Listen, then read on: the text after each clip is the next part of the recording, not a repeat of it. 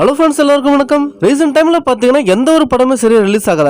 அதுலயும் முக்கியமா நம்ம தமிழ் சினிமா அதர பாதாளத்துல இருக்குன்னு தான் சொல்லணும். மத்த லாங்குவேஜ்ல பாத்தீங்கன்னா மொக்க படங்களையாவது ஓட்டிக்கிட்டு இருக்காங்க.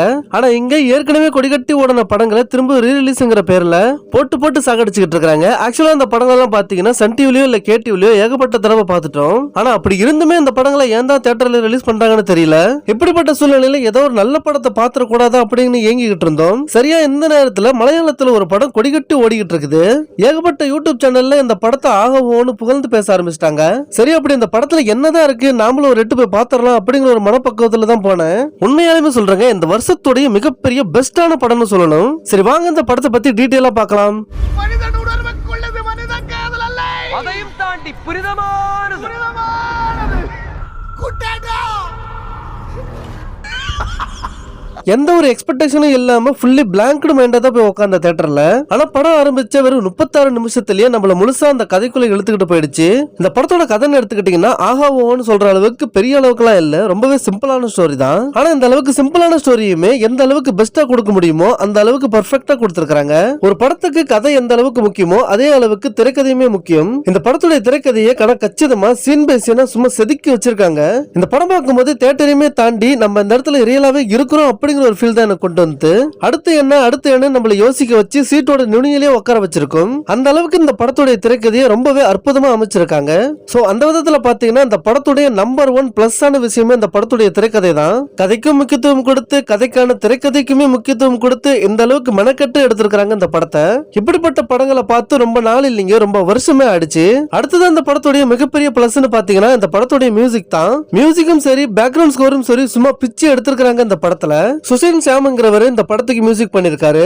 இவரை பத்தி நான் பெருசா கேள்விப்பட்டதில்ல. ஆனா இவருடைய கரியர்லயே இந்த மஞ்சுமல் பாய்ஸ் ஒரு மிகப்பெரிய பெஸ்டான படமா இருக்கும். ஒரு சூப்பரான சீன்ல நம்மள எங்கேஜா வச்சிருக்கிறதுக்கு மிகப்பெரிய விஷயமா மியூசிக் தான் வேணும். இந்த படத்துல பாத்தீங்கன்னா எல்லா சீரியஸான சிச்சுவேஷன்லயுமே ரொம்பவே அழகா மியூசிக் இருக்கும். உண்மையாலுமே தியேட்டர்ல இந்த படத்தை நம்மளோட ஒன்றிக்க வைக்கக்கூடிய ஒரு விஷயம்னா அது பேக்ரவுண்ட் ஸ்கோர் தான். சுஷின் ஷாம் அவர்களுடைய பேக்ரவுண்ட் ஸ்கோர் இந்த படம் ஃபுல்லாவே சக்சஸ் ஆயிருக்கு.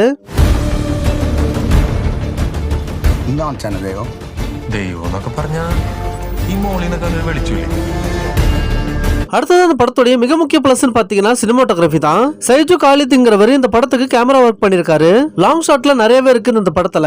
ஒரு குகைக்குள்ள எந்த அளவுக்கு படத்தை எடுக்க முடியுமோ அந்த அளவுக்கு தன்னுடைய கேமரா ஒர்க் ரொம்பவே தரமா பண்ணிருக்காரு. அதுலயும் முக்கியமா கிளைமேக்ஸ் போர்ஷன்ஸ் எல்லாம் ரொம்பவே சூப்பரா எடுத்திருக்காங்க. கடைசி 20 நிமிஷம் நம்மள எந்த பக்கமும் திரும்பாத அளவுக்கு நம்மள சீட்லயே உட்கார வச்சிருக்கும். உண்மையாலுமே இந்த படத்தை பார்க்கும்போது ஒரு மலையாள படத்தை பார்க்கறோம் அப்படிங்கிற ஃபீல் சுத்தமா இல்ல, ஏதோ ஒரு ஹாலிவுட் படத்தை பார்க்கற மாதிரி தான் எனக்கு இருந்தது. அந்த அளவுக்கு ரொம்பவே சூப்பரா இருந்தது இந்த படத்துடைய கேமரா ஒர்க். அடுத்ததான் இந்த படத்துடைய ஒரு மிகப்பெரிய பிளஸ் பாத்தீங்கன்னா இந்த படத்துல நடிச்ச நடிகர்கள். இந்த படத்துல நடிச்ச நடிகர்கள் யாருமே பெரிய ஆக்டர் எல்லாம் கிடையாது. ஆனா அப்படி இருந்துமே இந்த படத்தோட நடிகர்கள் ரொம்பவே தத்துரூபமா நடிச்சு கொடுத்திருக்காங்க. உண்மையாலுமே மிகப்பெரிய மாஸ் நடிகர்கள் எல்லாம் 10 வருஷம் 20 வருஷம் தொடர்ந்து ஹீரோவா நடிக்கிறாங்க. அதுக்கப்புறம் தான் அவங்க மக்களோட மனசுல நிக்கிற மாதிரி ஒரு மாஸ் ஹீரோவா மாறுறாங்க. ஆனா ஒரு உண்மையை சொல்லணும்னா மக்களோட மனசுல நிக்கிறதுக்கு 10 வருஷமோ இல்ல 20 வருஷமோ தேவைப்படாது. சரியான படத்தை சரியான விதத்துல கொடுத்தாலே போதும், மக்களோட மனசுல இடம் பிடிச்சிடலாம். அதுக்கு உதாரணமா பல படங்களை சொல்லலாம். அந்த லிஸ்ட்ல இந்த மஞ்சுமல் பாய்ஸும் இருக்கும். கதைக்கு என்ன தேவையோ அதை மட்டும் நடிச்சு கொடுத்தாலே போதும், அந்த படத்துக்கு அதுவே போதுமானது. இந்த படத்துல நடிச்ச அத்தனை நடிகர்களுமே நம்மளை பொறுத்த வரைக்கும், அதுலயும் முக்கியமா தமிழ் ஆடியன்ஸை பொறுத்த வரைக்கும் எல்லாமே புதுமுகம் தான். ஆனா அப்படி இருந்தாலுமே இந்த படத்தை பார்க்கும்போது இந்த படத்துல நடிச்ச நடிகர்கள் அந்த கதாபாத்திரத்தை அப்படியே ஏத்துக்கலாம். ஒவ்வொரு ஆக்டர்ஸுமே அவங்களுக்கு ஏத்த கதாபாத்திரத்துக்கு ஏத்தபடி இந்த படத்துல நல்லாவே நடிச்சு கொடுத்திருக்காங்க. இந்த படம் முழுசா 100% ஒரு என்டர்டெய்னர் மூவியா இருக்கிறதுக்கு மிக முக்கிய காரணம் பாத்தீங்கன்னா இந்த படத்துடைய டைரக்டரான சிதம்பரம் தான். டைரக்டர் சிதம்பரம் அவர்களுக்கு தன்னுடைய முதல் படமா 2021 ரிலீஸ் ஆன ஜானி மேன், தன்னுடைய முதல் படத்திலேயே தான் ஒரு சிறந்த இயக்குனர் அப்படிங்கிற விஷயத்தை மலையாள சினிமால ப்ரூவ் பண்ணிட்டாரு.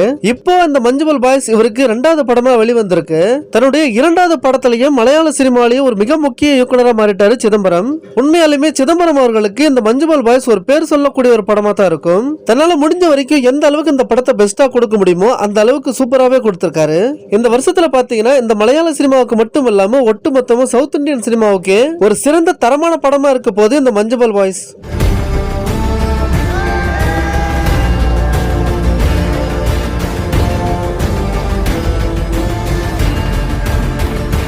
சோ ஓவராலா பாத்தீங்கன்னா இந்த படத்தை கண்டிப்பா 101% தியேட்டர்ல பார்க்கலாம். அதுல முக்கியமா ஃப்ரெண்ட்ஸோட பாத்தீங்கன்னா இந்த படத்தை ஃபுல்லா என்ஜாய் பண்ணலாம். இந்த படம் மட்டும் இல்லாம இப்ப ரீசன்ட் டைம்ல ரிலீஸ் ஆகிற ஒவ்வொரு மலையாள படங்களுமே ரொம்பவே சூப்பரா கொடுத்துக்கிட்டு இருக்காங்க மலையாள பிலிம் இண்டஸ்ட்ரி. பழைய ஹிட் படங்களை திரும்ப ரீ ரிலீஸ் பண்றதால ஒரு புண்ணியமும் இல்ல. முடிஞ்ச அந்த மஞ்சுபால் பாய்ஸ் மாதிரியான ஒரு குவாலிட்டியான மூவிஸை கொடுக்க தமிழ் டைரக்டர்ஸ் முயற்சி பண்ணலாம். இப்படியே போனுச்சுன்னா தமிழ் சினிமாவை விட மலையாள சினிமா ரொம்பவே மேல போயிடும். சோ எனிவேஸ் இந்த மஞ்சுபால் பாய்ஸ் இந்த வருஷத்துக்கான பெஸ்ட் த்ரில்லர் மூவியா இருக்க போகுது. இந்த படம் இது வரைக்கும் 111 கோடி ரூபாய் வசூல் பண்ணிருக்கு. இதே ஸ்பீட்ல தொடர்ந்து போனுச்சுன்னா இந்த படம் நல்ல ஒரு கலெக்ஷன் எடுக்க நிறையவே வாய்ப்புகள் உண்டு. சோ அவ்வளவுதான் guys இந்த வீடியோல. இந்த படத்தை நீங்க பாத்துட்டீங்களா அப்படிங்கறத கமெண்ட்ல சொல்லுங்க. இந்த வீடியோ பிடிச்சிருந்தா லைக் பண்ணி ஷேர் பண்ணுங்க. முக்கியமா சப்ஸ்கிரைப் பண்ணிருங்க. உங்களை வேற ஒரு வீடியோல சந்திக்கிறேன். until then take care, bye bye.